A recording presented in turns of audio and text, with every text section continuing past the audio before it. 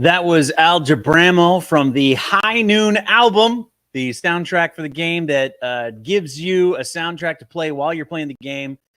There's a barcode on the back of the instruction manual, and if you scan it, it'll bring up the whole playlist. There's a ton of songs there. There's nearly an hour of music to get you going, get the attitude right.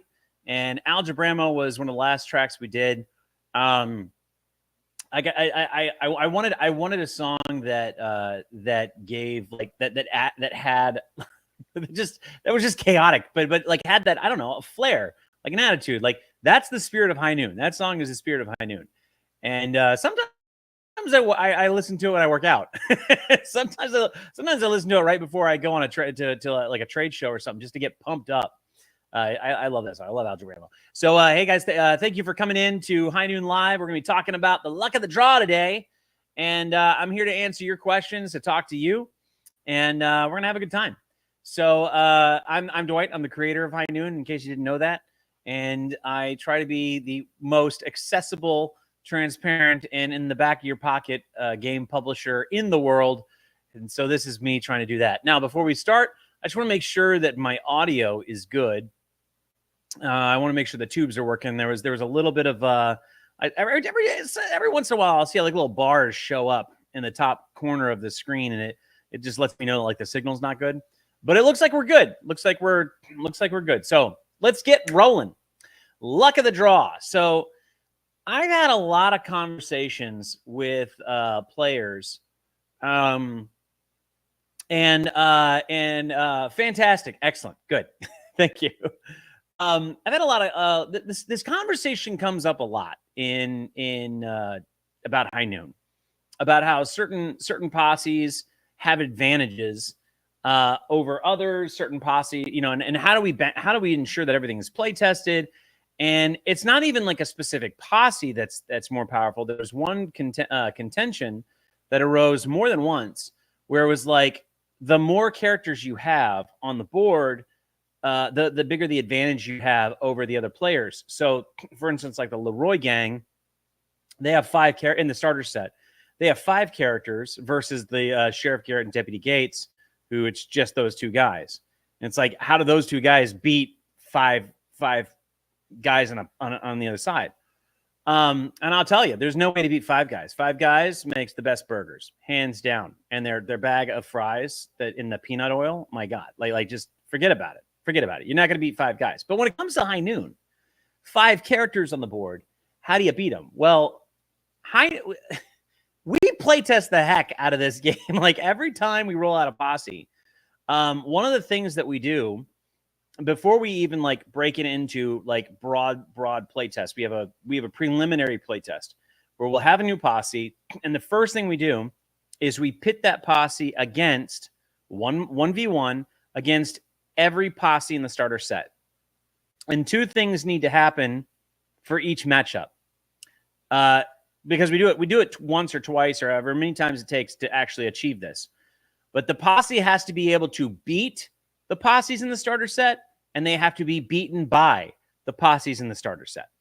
That's the very first, like that's the baseline balancing test that we hold those posse to.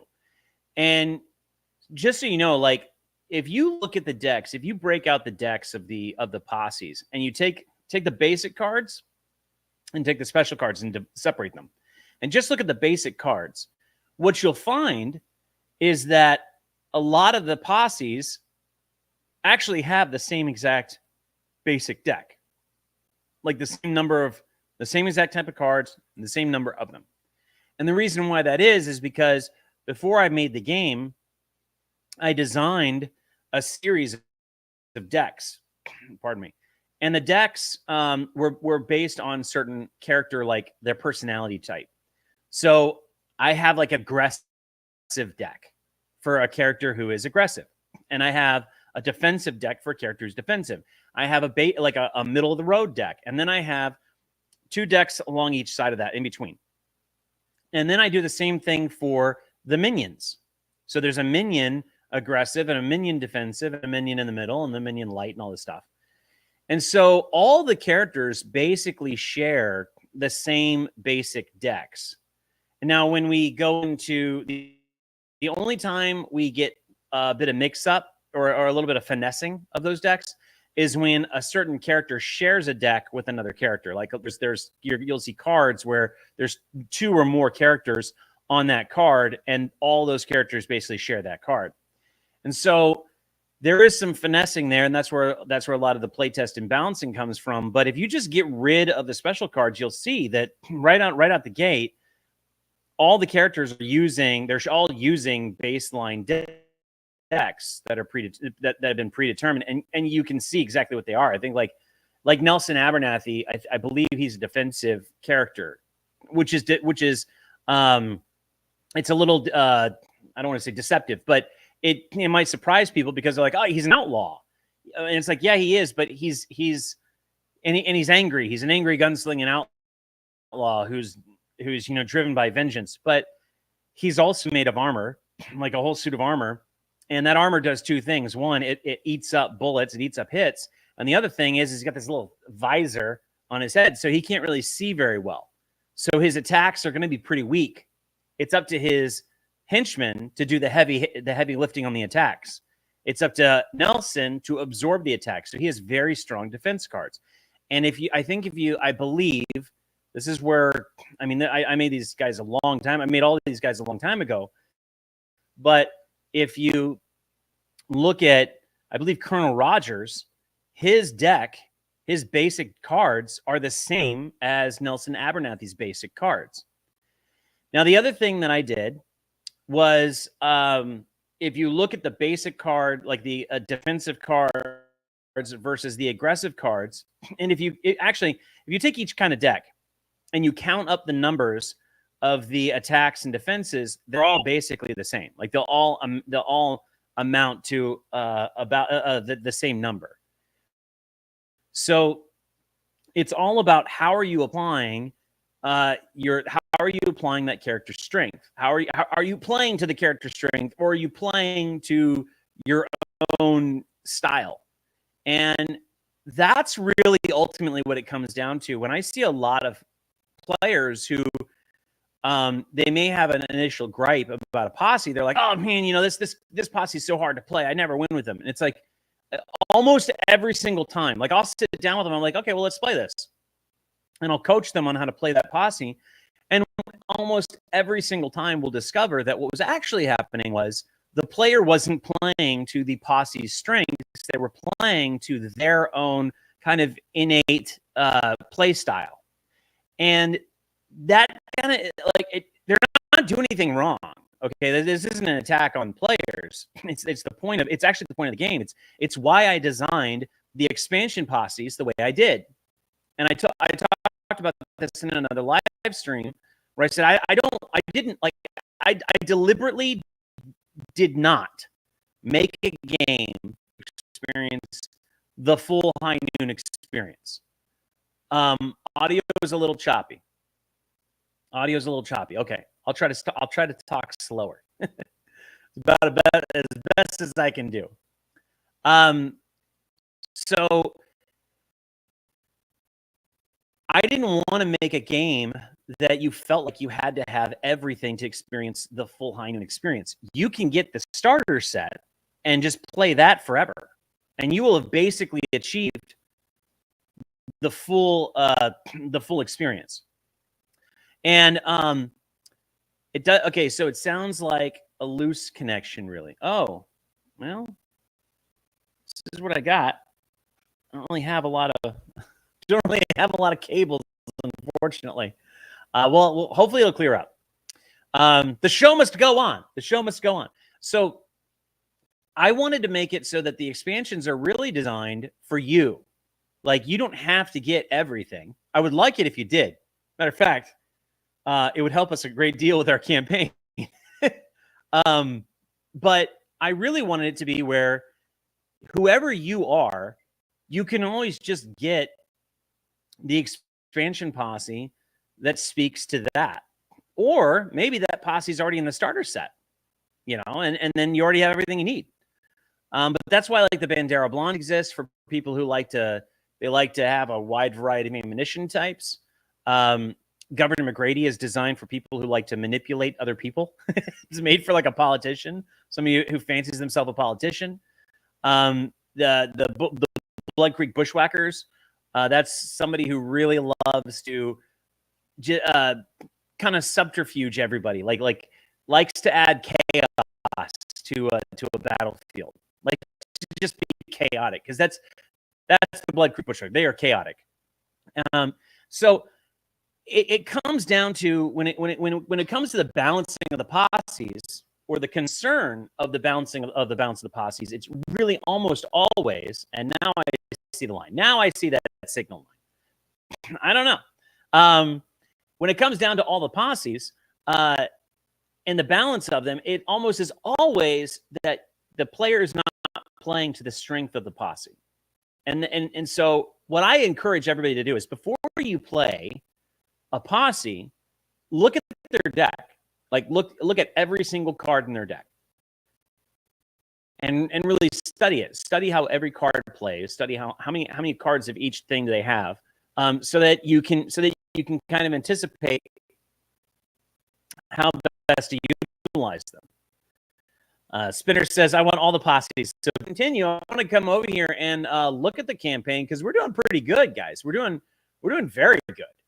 If we go over here to the campaign, we are sitting nice at 34,000. We busted through 33,000 last night. Great job, everybody. Great job, and thank you very much. And we are almost at 35,000. So we are getting very close to funding, and then that's going to get us close to the stretch goals.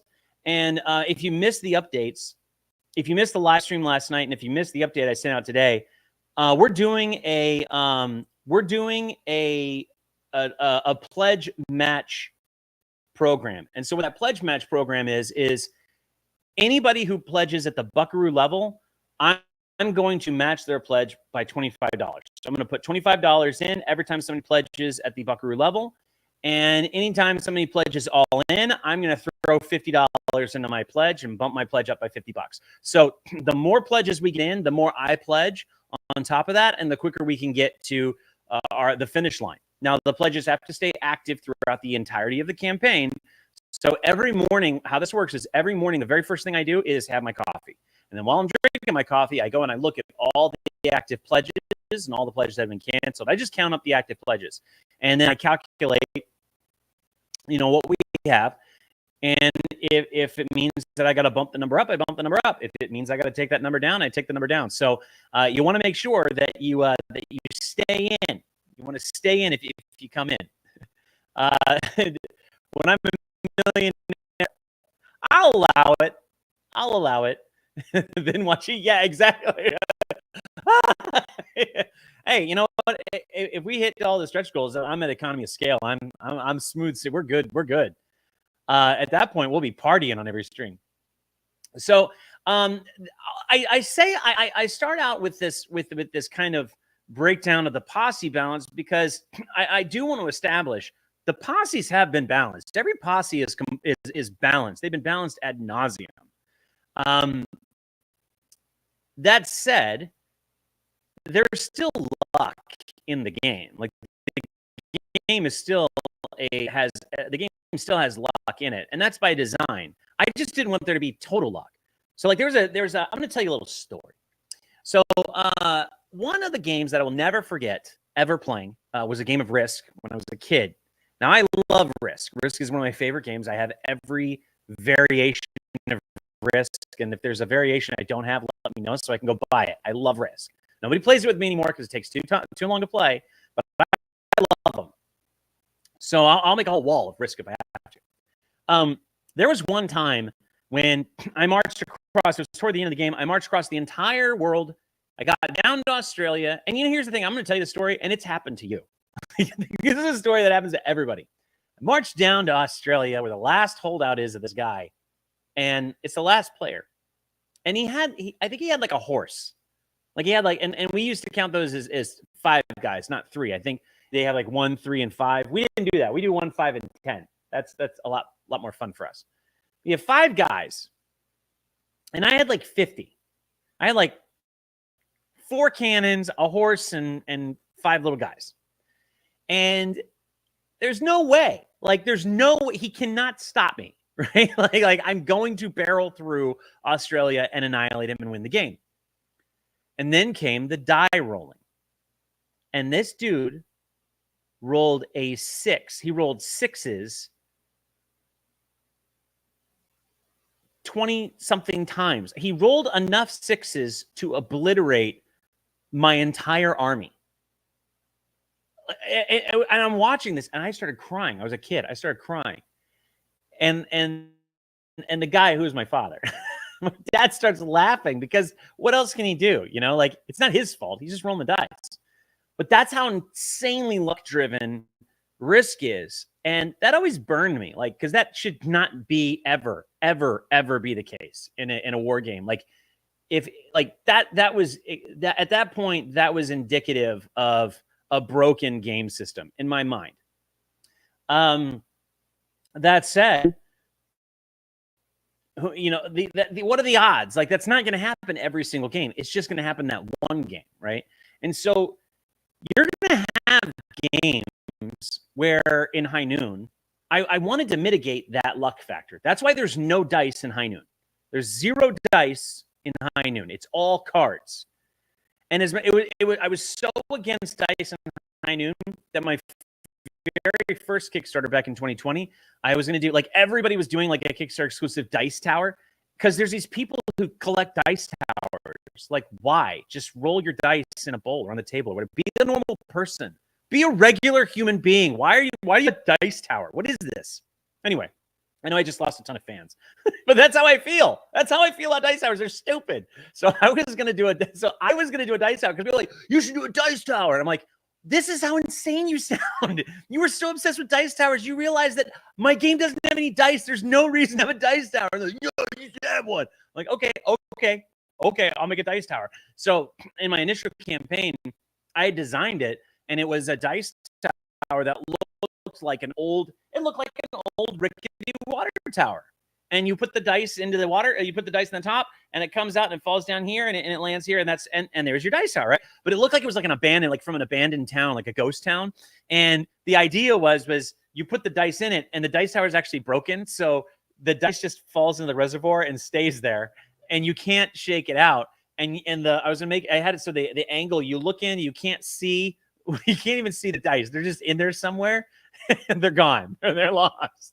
That was the High Noon dice tower. So anyway, let's see. Hang on a second. Let's see. The dice towers were because the new D&D players were cheating. Can't cheat when the tower rolls for you. You know what? Here's the thing. You know what? I understand that. I get the thought process from that. But this is where I'm about to lose some more followers. Ready? This solution here is the equivalent of child-proofing toys. Remember back when toys weren't child-proofed, and the dumb kids just kind of weeded themselves out from society, and now we have child-proofing, and we have Sunday drivers, and we have people who have to have the packets and the electronics so they don't eat the batteries or something. Like, at some point, we coddle individuals who just shouldn't be there. Like, the dice towers are because the new D&D players are cheating. You know what you do? You know what the solution there is? Not dice towers. The solution is kick them out, ban them. Do not allow these people to participate in the club until they abide by the rules. Does that mean that I'm exclusive? Darn right. I have a rule. I have a rule. I accept everybody. Everybody is welcome at my table. Just don't fudge the dice. I literally have that on my sign. Don't cheat. In the Wild West, people got shot for hiding cards up their sleeves. Remember that?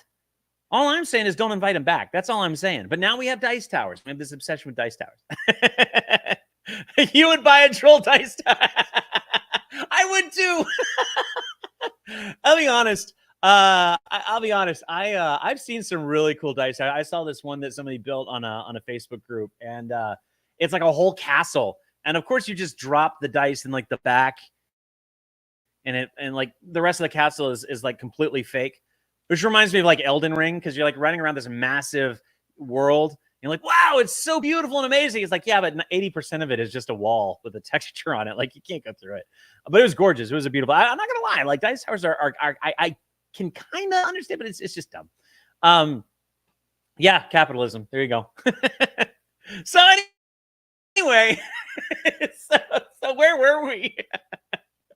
So yeah, so I wanted to make a game that did have some luck in it, and there was kind of part of the prodigy of High Noon. So you're gonna have some luck in High Noon. But just not as much. It's not as bad as, like, say, Risk. So you're never gonna have that situation that I had, where I was going up against somebody who had 5 dudes and I had 50, and he just pulled a Battle of Thermopylae. Like, because even in the Battle of Thermopylae, Xerxes still won, right? Like, yeah, you had like 300 Spartans and like how many Arcadians and how many other people, whatever. He had like 1,000 against 1,000,000 or whatever. And they held him off for a while, but Xerxes still won, right? I didn't want that in High Noon. So I made High Noon with cards, with poker cards, and or not poker, but the poker style game. And again, if you're having trouble playing the game, or if you're having trouble winning with a posse, it's not 9 times out of 10, it's not the posse. 9 times out of 10, it's you. And I sorry if that offends you. I'm not really sorry that offends you. I'm here to help you. If you want to help learning how to play a posse to its strengths, I'm here. I got a Discord server. Join the link in the Discord server. Say, hey, Dwight, or Zeitgeist, because that's my name in the Discord. Hey, I want to learn how to play this posse. Can you help me? Absolutely. I will 1,000,000% write off my day to coach you. I'm your personal High Noon coach. Okay? You will not get that anywhere else with any other game publisher out there. You might actually, that might be, the fly might be flying around here because that's bull poop. But no, I'm here for you. I'm here to coach you. Okay. So if you we were for instance, Quinn here, Quinion here in the group, we had this conversation before we played one of our last games, which was live streamed, where I played Elsu's Warband. And one of the reasons why I Elsu's Warband was because the commentary was that nobody wanted to play Elsu's Warband because they're just so weak. And all you have to do is eliminate this one guy and then the game is over. So you just focus on that one guy. Now, we found out that there were a couple of rules that weren't being followed initially in those other home games. And so that kind of cleared up some things. But what was well established in the game was that when played to their strengths, Elsu's Warband is incredibly powerful. And their strengths is not just in their cards. The strengths of the posse are going to be on the battlefield itself. Like your posse should navigate the battlefield to their strengths. And what does that mean? Well, it means that if your dude is loaded with armor, you might want to corral your enemies or bait your enemies into a kill funnel, right?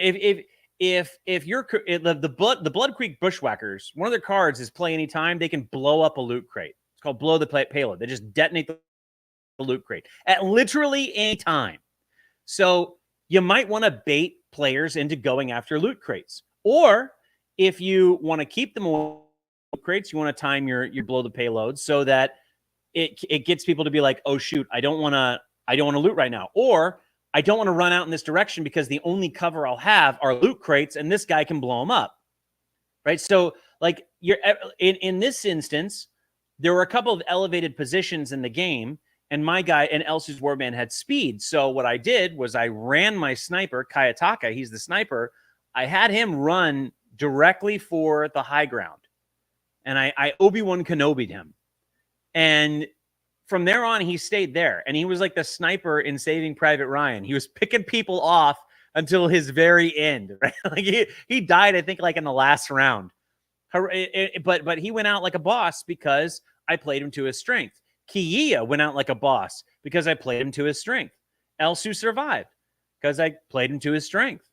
Now, that made a point, which was Elsu's Warband is not easy to defeat. They're not easy to play, but they're not easy to defeat if you play them to their strengths. Now, here's the other part of this. Plot twist. Did I win? No. Somebody else won. Why? Because they played their posse to their strength. And also because luck went a little bit sideways for me and for the other player. I think it was Quinn toward the end. And that's going to happen.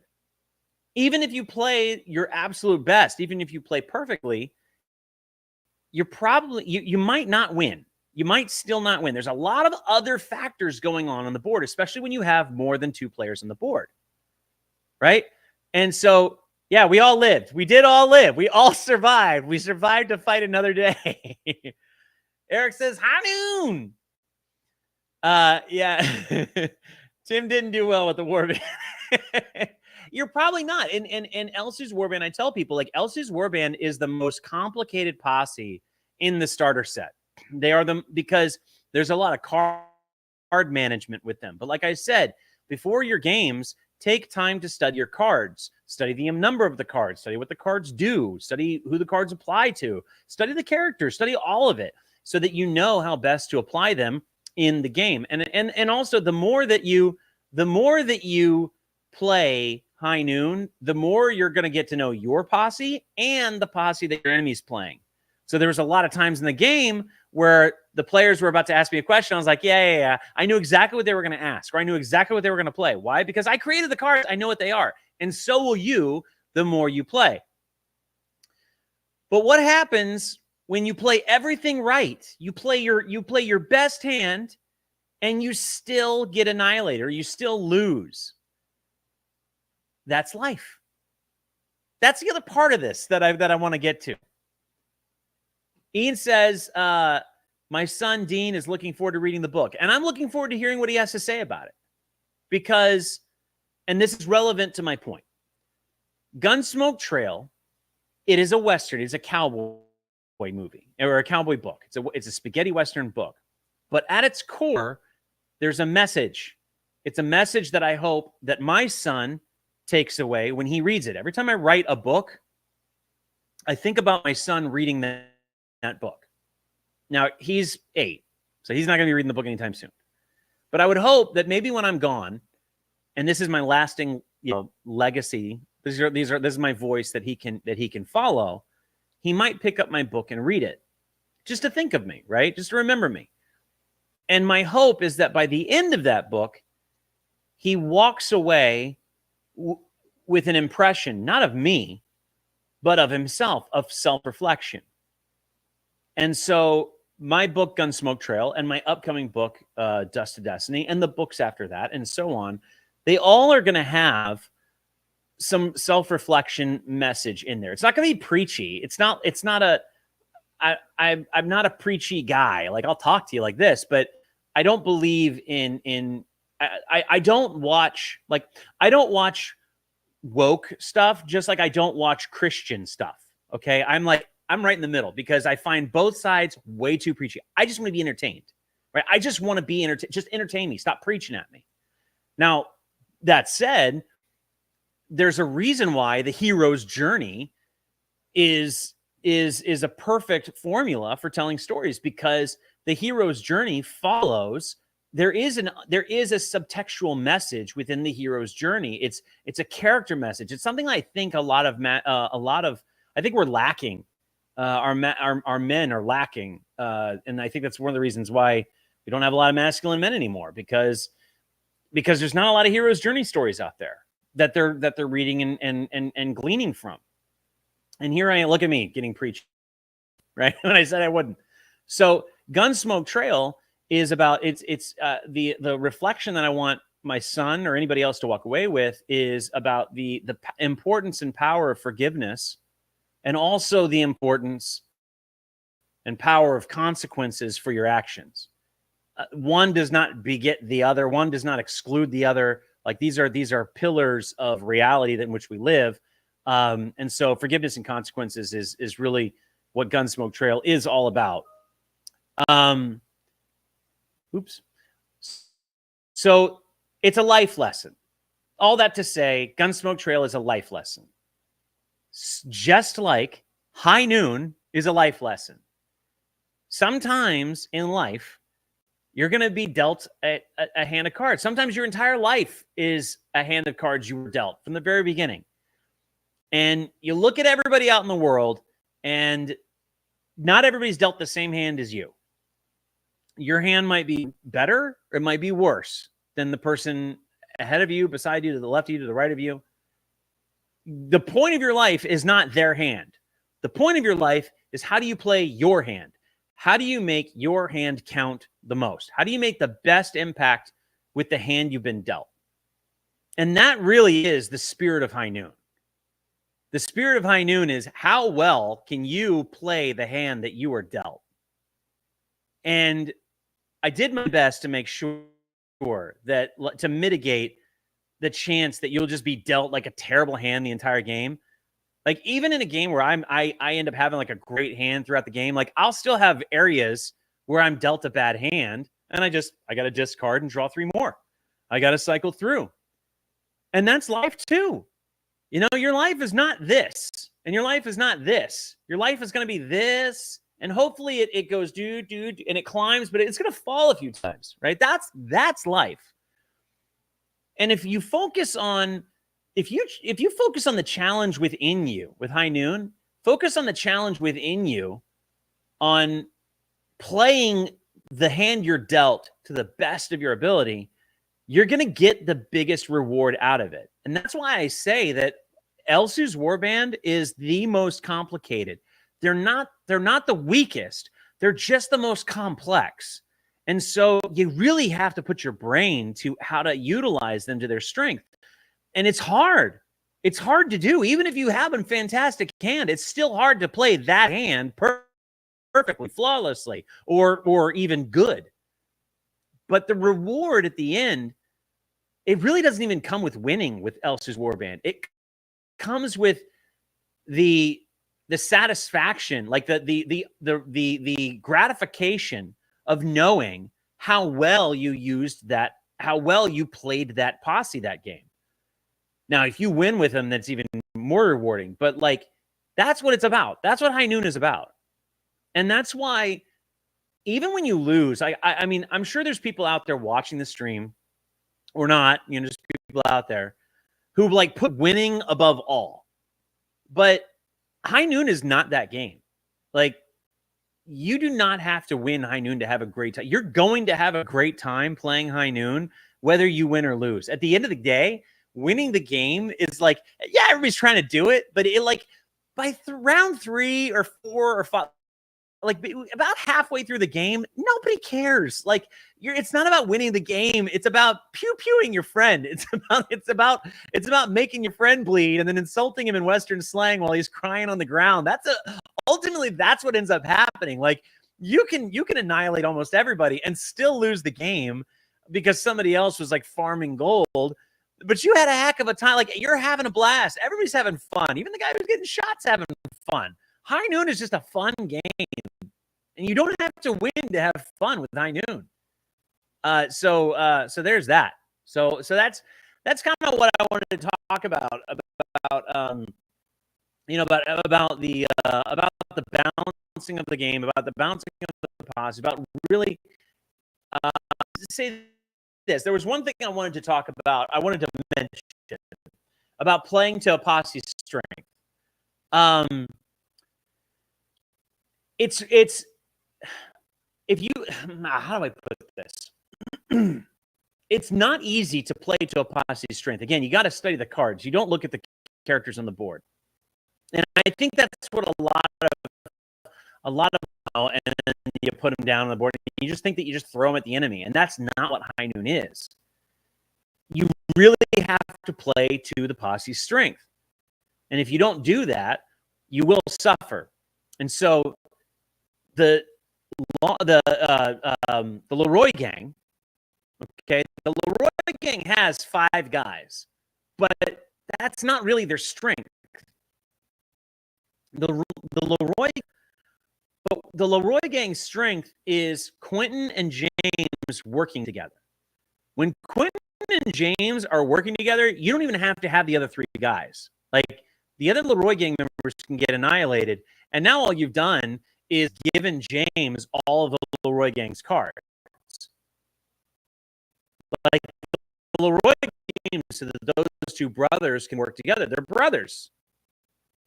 They're bound by blood. They work together. They have cards and play out. Why?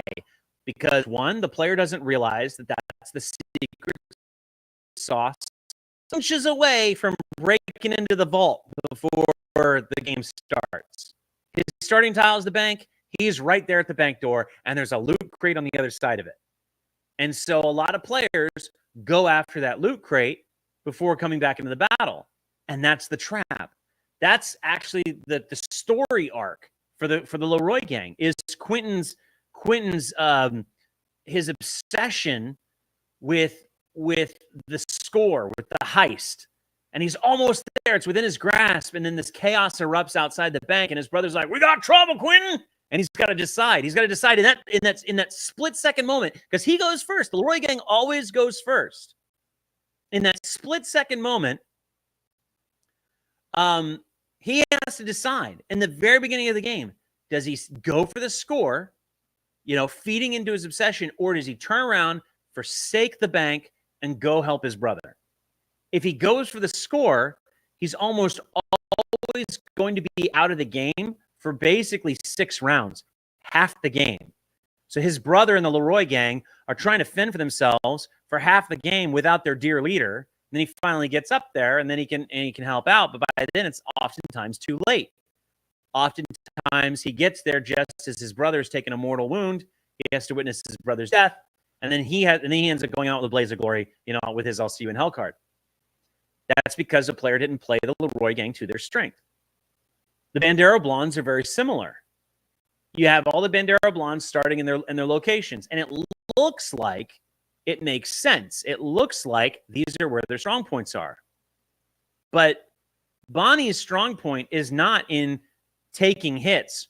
That's her weakness. Her strength is in dishing out hits. She's got very strong attack cards, not very good defense cards. So Bonnie starts right at the front door, on the inside, but right at the front. And if she ventures out into the battlefield alone without her sisters, who are all in the back of the bar, she's gonna get off. She's going down. She will go down very quickly, and that's gonna cause the rest of the posse to suffer, because a lot of them have cards that like she has cards that empower them with extra damage and stuff. And then she has cards where if the girls can actually get ahead of her and start attracting the attention of the other people, then she can use her special cards to attack multiple targets at once with very powerful attacks. Like, she's very strong with her girls, not just behind her, but in front of her. But because she starts at the very front, almost always new players will take her and rush her outside to get to like a loot crate or something, to get a weapon or something they think they need. And then they find themselves without Bonnie for the rest of the game. And then they go, "Oh man, this posse is not balanced. These two people are too weak." It's like, no, they're not too weak. You got to get better. You got to study those cards. You got to read what the cards are telling, not just in the words, but in the math. What are the cards telling you in the math? And you figure that out, you're gonna have a good time. You don't do that, you're gonna have a bad time.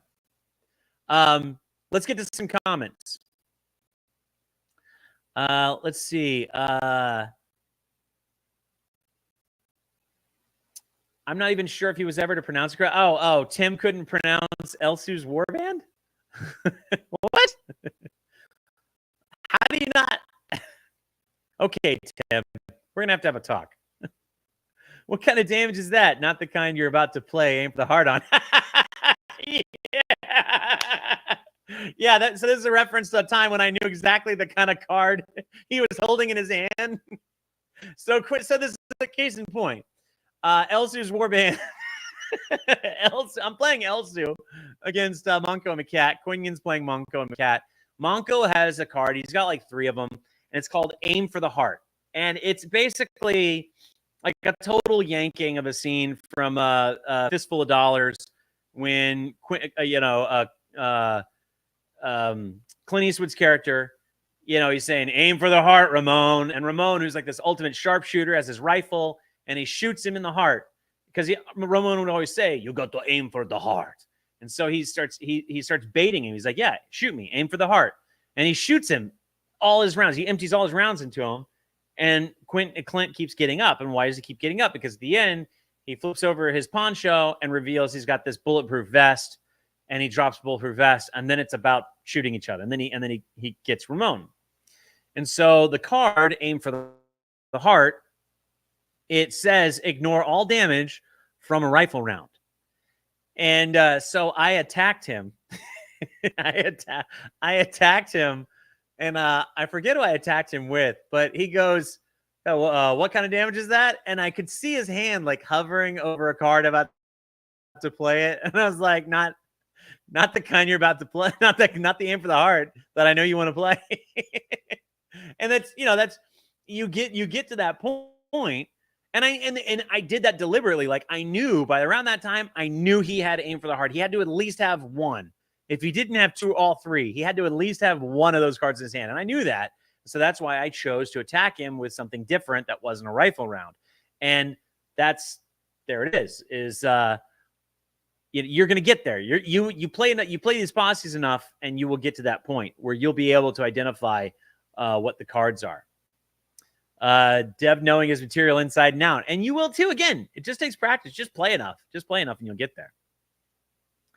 Can you tell us something about the assembly of the clock tower or water tower or the jail? Or, for example, the water tower looks difficult to assemble. Yeah, so the water tower is actually not difficult at all. It will. So this is just a prototype, okay? And it required some glue, some super glue. I'm doing my best to not require super glue in the final product, but it may require some. But it's actually pretty easy. The pieces, they lock in place. There's little notches on the corners where the feet go, and so they stick in and they stick into the top. Everything's like fits together like a puzzle. This is 1, 2, 3, 4, 5. These are 5 pieces. They go together. I just glued them a little bit, and then you just stick it right into the reservoir. It's easy. The ladder goes into the bottom, has little studs in the bottom, and then it clips to the top. It's really, really, really, really easy. Similarly, it's the same thing like with the clock tower. It has little notches where you put the side pieces together, and then the top just goes right into place. So it's just like the marketplace. The marketplace was the same way. Actually, the marketplace was better. And I don't know. The internet, I don't know why the internet is so bad. I'm going to have to talk to Comcast about that. I'll get on that today. But the marketplace, when I did my prototypes for the marketplace, I had to glue it all together. When the factory finally released it, they found some voodoo magic way to just have everything fold up, and then you put the pieces together, and it goes together. And there's no glue required at all. So that's my goal. My goal is that they will figure out a way to do that with this stuff too. But simplicity is the objective. I don't want you guys spending hours putting this stuff together. And by the way, this is probably the most complicated it will ever be.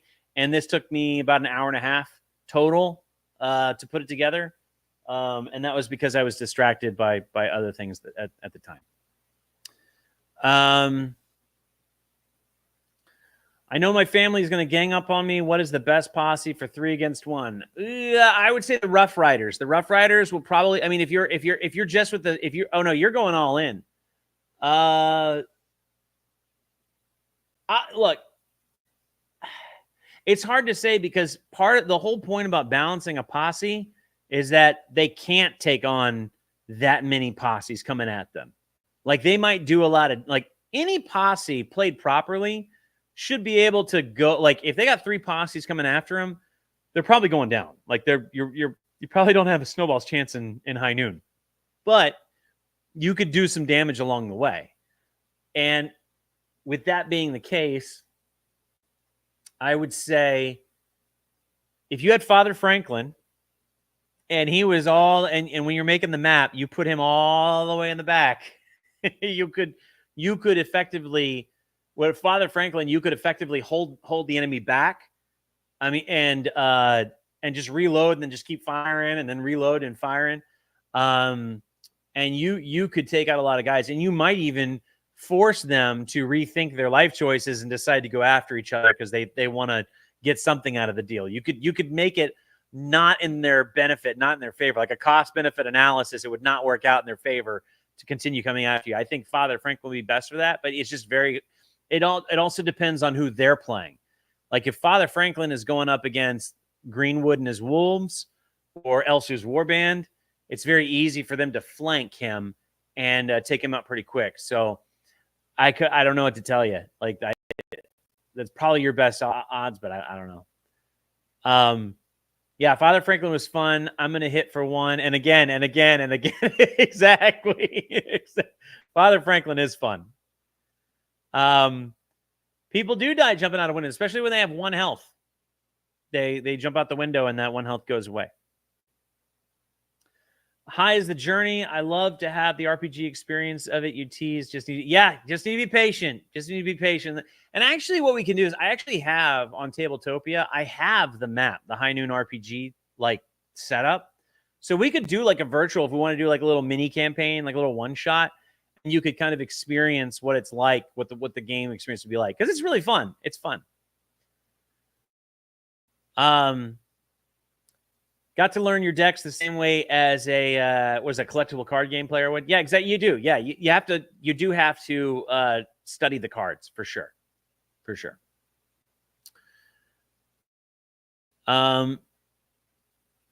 Tension will keep the part sturdy. Yeah, that's the whole that is my point. Like that was the kind of concept of it, was having the tension of the model, kind of working the model working with itself for the integrity. The Vindicator, that's yeah, exactly. That's how you beat 3v1. Yeah, 100%. Especially if you get on top of the clock tower, because what happens with it is your range like goes out by 3.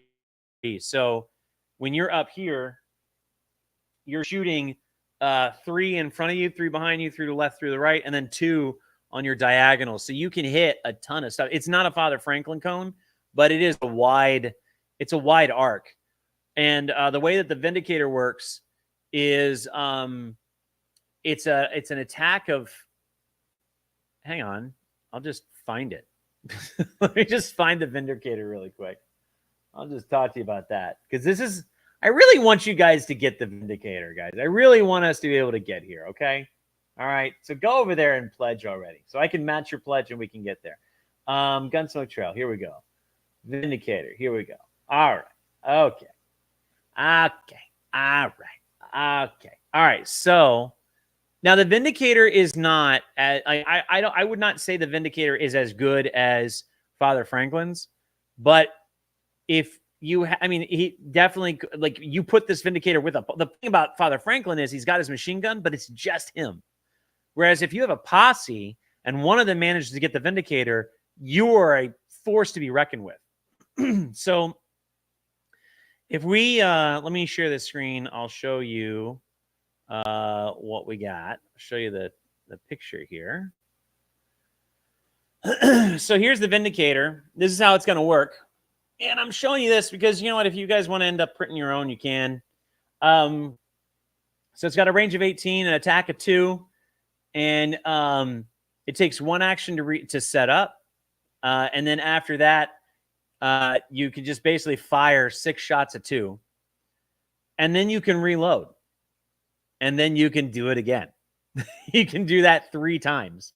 So you can really whittle away at somebody. Now, not only when you're at the top of the clock tower, not only is your range going to be this wide, but your attacks are also +1. So, and you're ignoring cover, right? You ignore like object. You at that level, I think you're ignoring 2 entire objects in front of between you and the other character. So there's really nowhere for them to hide. So you're shooting them 6 shots at 3, and then you're reloading and doing it again. people will not last very long with that, especially when they've withstood some other stuff. So there you go. So that's basically what I wanted to talk about today. Was kind of the balance, how best to use the posses. I mean, if you want to break down of each one, we can do that. But we've been talking for an hour, so I would say in the starter set, here are some tips. With Elsu's Warband, you want to use speed. Your speed is an advantage. It does come at the cost of your loot inventory. So your guys are only going to be able to carry one item. So grab what you can, and then just worry about use that speed to zip by people to make sure that they can't attack you, and then position yourself for when you're ready to attack. That doesn't mean that you move one turn and then the next turn move an attack. The whole point about Elsa's Warband is card management. So you're probably not going to have the best hand at the beginning of the game. You're probably not going to have your best hand by round 3 or 4. You're probably going to have to cycle through some of your cards before you have enough of Elsu and enough of Kayataka and enough of Kiya. So you want to make sure that you have before you strike, because Elsu's Warband is all about that moment of strike. So what you want to have is you want to have some attack cards with you want to have at least some defense cards with Elsu and also an attack card. You want to have an attack card with Kayataka and a couple of his, and maybe one or two of his My Brother cards. And then you want to have a ton of Kiya cards. And if you can, you want to have Warcry. And so what you would do is you would move, once you have that in your hand, you move them in, you play Warcry, which will give you a +1 to all your attacks. And then you can start with Kiya, and you come in with like a 5, like a basic attack of 5, and which would be a 6. And then you just start laying down the Bloodlust cards, which you ideally should have at that point. So you hit him with a 4, and then a 5, and then 2 6s. Now, if you're doing this at a main character, like, you'll kill the character. You will annihilate that character.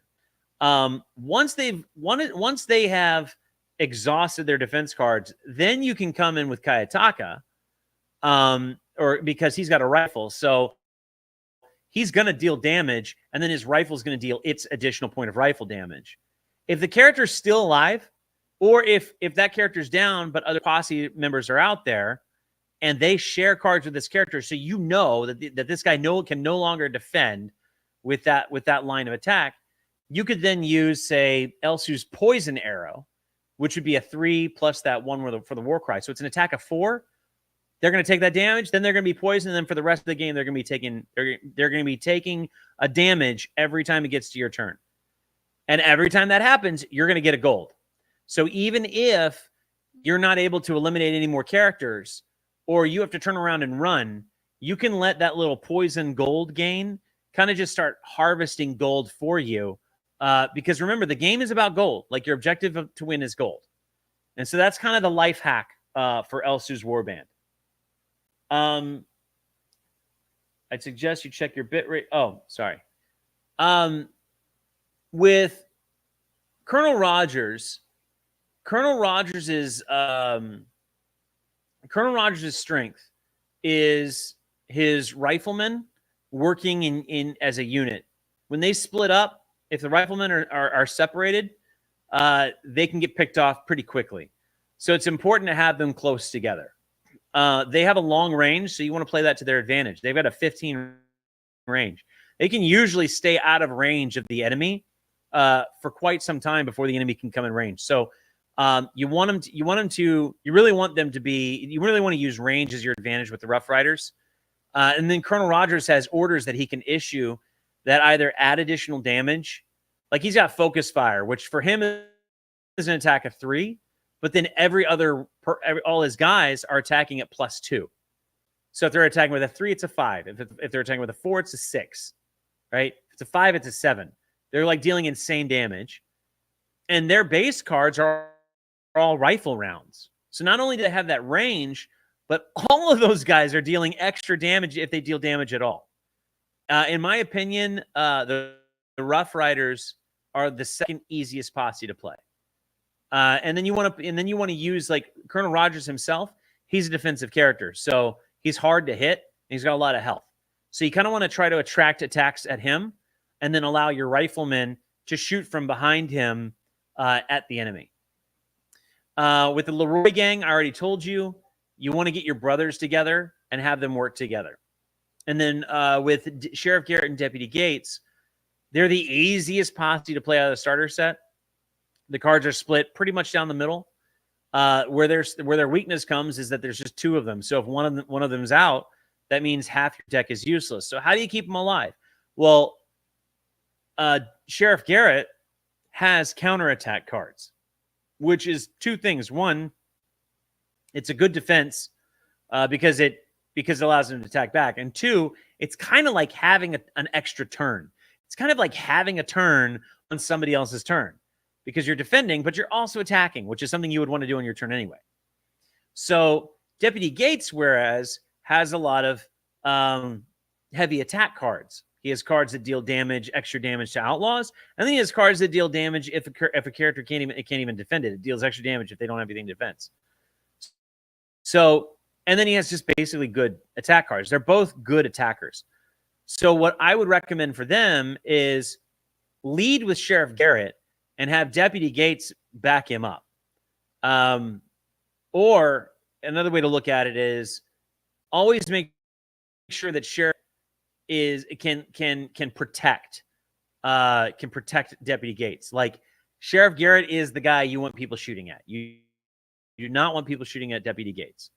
And that was a problem that happened with one of the players that played. It was their first games. They were learning the game, but they were playing Sheriff Garrett and Deputy Gates. And they moved, like they put the two guys on opposite ends of the map, which allowed me and Quinn to kill off Deputy Gates. And I mean, he lasted for a minute, but that's gonna like that'll happen if you don't have them working together. Similarly to Quentin and James, they can get off. So those are ways that you play them to your strengths. If you break those rules, you're gonna have a bad time. Yeah, it was Kaz. Yeah, he did very well, and he won the game. But yeah, he won the game. But you know, and that I mean, there was a part of that was because you and me were focused on each other quite a bit. But yeah, so there's so those are some strengths. Again, that's what it comes down to. That is how you handle, like, you're still gonna have a luck of the draw element, right? You're still gonna, even if you do everything I just said, there's still a chance that you're gonna have a bad hand. And what do you do then?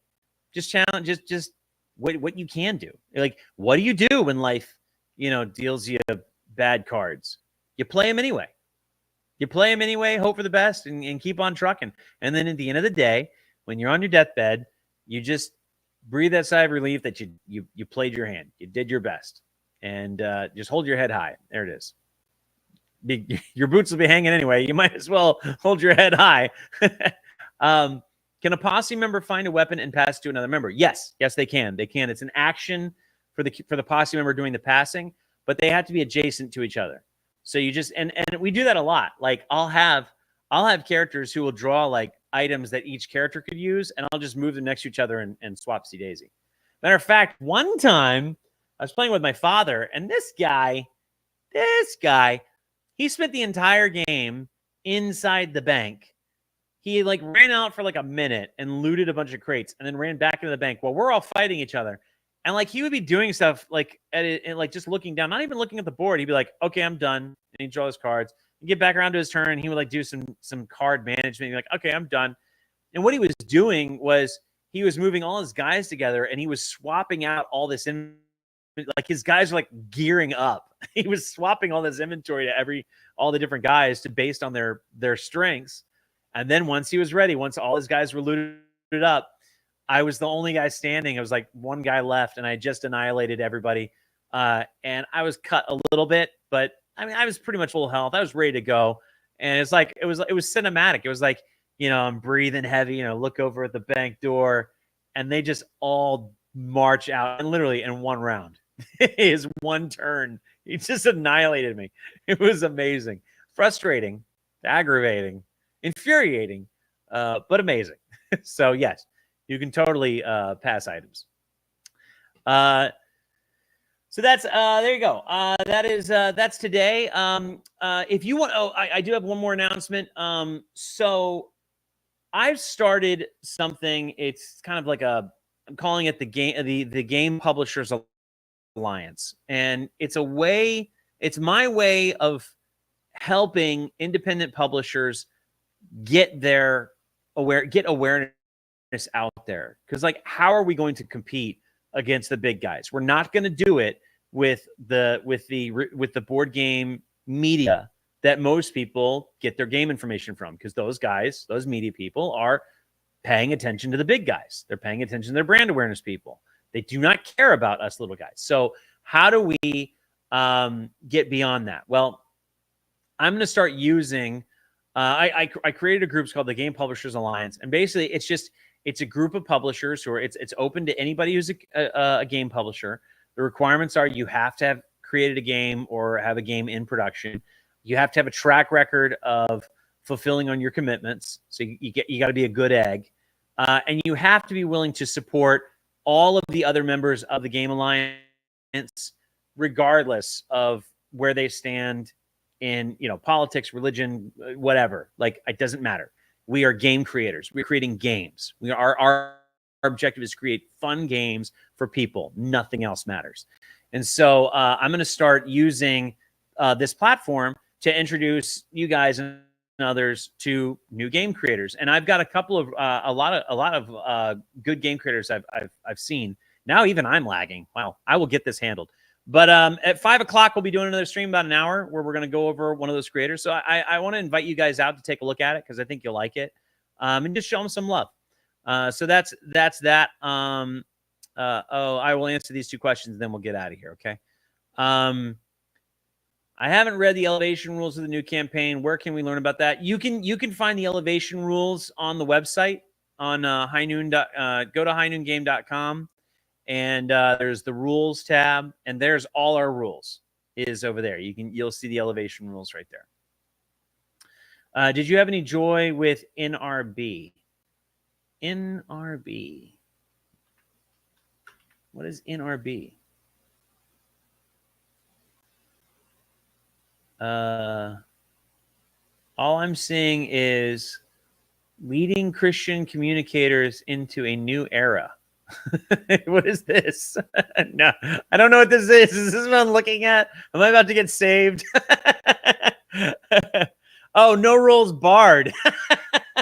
No, yeah, I emailed them. I messaged no rules barred. I have not heard from them.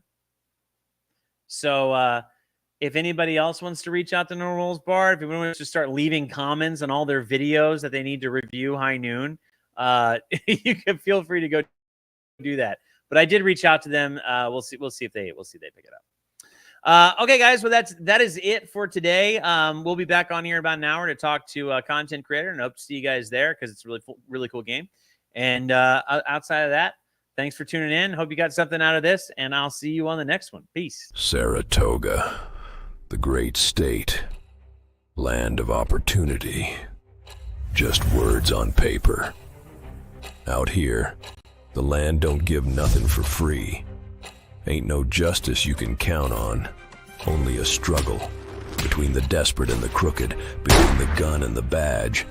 This land's been torn apart by outlaws and governments that don't know what side they're on. The blood-soaked ground. It's seen its share of bandits and killers, both with their own way of claiming power. But now, there's something new on the horizon. Something darker, more dangerous.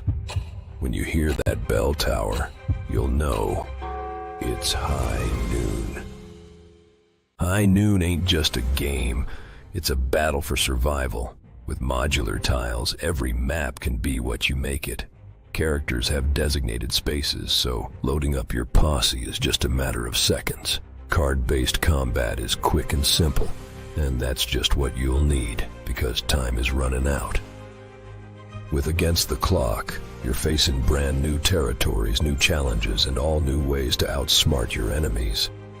First, there's Purgatory, a ghost town left to rot. But in high noon, it's your new battleground. 13 tiles to change the face of the game.